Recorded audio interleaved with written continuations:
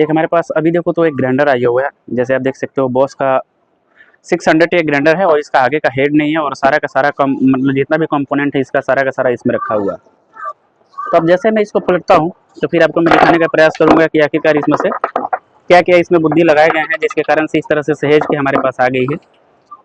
पहला प्रॉब्लम हमको सामने के साइड दिख रहा है कि इसका मतलब बैरिंग जो होता है ना, आगे का बैरिंग ये आपका टूट गया है। ऐसे आप देख सकते हो इसका आगे का बैरिंग टूट गया है, जिसके कारण से ये ग्राइंडर किसी टेक्नीशियन के पास गई तो उसने इस बैरिंग को निकालने के लिए यहाँ पे देखो तो शायद कट वगैरह भी किया हुआ है, कट वगैरह करके प्रयास किया निकालने का। आगे के साइड से देख रहे हैं तो हाँ यहाँ भी कट करके प्रयास किया हुआ है निकालने का। लेकिन एक चीज़ मैं बात बता दूँ कि ये बैरिंग नहीं चेंज होती है, ये बैरिंग चेंज नहीं होती है। एक चीज़ मैं आपको एक चीज़ रिक्वेस्ट भी करूँगा कि जिस चीज़ के बारे में आपका अगर आइडिया नहीं है तो उस चीज़ में छेड़छाड़ ना करो, ज़्यादा बेटर होगा। अगर आपको सीख रही है और लर्निंग टाइम है आपका तो ज़्यादा बेटर होगा कि पहले सीख लो अच्छे से, उसके बाद काम करो, ज़्यादा बेटर होगा। क्योंकि ये छोटी छोटी पार्ट्स अगर टॉर्चर करते हो तो चलो आती है तो उसको सॉल्व कर ली जाती है, लेकिन अगर बड़े पार्ट्स को टॉर्चर कर दोगे तो फिर हो सकता है कि आपको नुकसान भी भरना पड़ सकता है।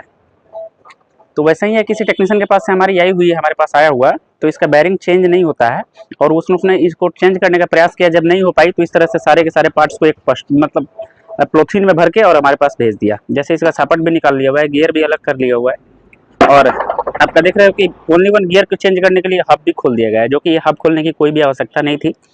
तो अब मैं इसको बताऊंगा कि आखिरकार ये सॉल्व कैसे होगा। जब ये बैरिंग चेंज नहीं होगी तो फिर इसको कैसे सॉल्यूशन निकाली जाएगी इसका, तो इसका सॉल्यूशन आपका कुछ इस ढंग का आता है। आप देख सकते हो इसका न्यू हब मैंने लगाने का सोचा, फिर लगा रहा था मैं, बैरिंग बैठा रहा था, फिर सोचा मैं आपको भी एक जानकारी दे दी जाए। तो इसका इस तरह का हब आता है, बस इसको डायरेक्टली इस तरह से हब को इसमें फिटिंग कर दी जाती है, जिससे आपकी ये रिमूवेबल बैरिंग, आपकी इसके बैरिंग अगर फूटती भी है तो आप आसानी से इसका बैरिंग चेंज कर सकते हो। लेकिन ये वाली जो हब है इसका बैरिंग आपको चेंज नहीं हो पाता है। इसका जो बैरिंग होता है ना, ये आपका फिक्सेबल बैरिंग होता है, इसमें कोई भी चेंज करने का ऑप्शन नहीं देता हुआ है। तो इस तरह से अगर आपके पास भी कोई भी मशीन आती है तो उसका डायरेक्टली अगर इस तरह से फाइबर के बॉडी में बैठाए गए हैं तो इस फाइबर के बॉडी को हटा करके इस तरह के बॉडी लगा दो, उसमें ज़्यादा बेटर होगा। और एक चीज़ मैं सजेस्ट करूंगा कि अगर आपके पास नॉलेज नहीं है तो फिर किसी भी पार्ट्स को टॉर्चर ना करो, ज़्यादा बेटर होगा। क्योंकि ये छोटी छोटी पार्ट्स से तो हो सकती है हजम हो जाती है, लेकिन अगर आपकी बड़ी पार्ट्स डिस्कनेक्ट कर देते हो या खराब कर देते हो तो फिर आपके बजट से भी चली जाएगी। तो मेरा रिक्वेस्ट यही है कि पहले अच्छे ढंग से जानकारी ले लो, उसके बाद किसी भी तरह का काम करो, कोई प्रॉब्लम नहीं आने वाली है।